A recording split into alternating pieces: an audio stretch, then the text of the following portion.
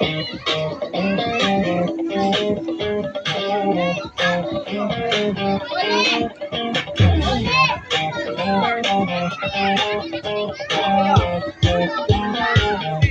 ko lang naman malaman nyo na ang isipan ko yung dulo.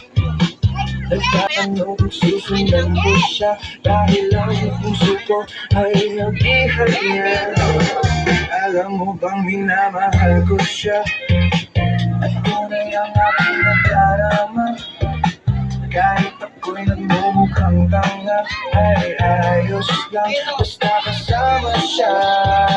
Kahit sabihin pa ng iba, nababaliw na ako talaga. Kahit mayroong ibang nagtsatsa-tsa, nagrurumba, nagsasalsa. Pwedeng sabihin nyo to sa kanya, ang puso ko'y nahihirapan.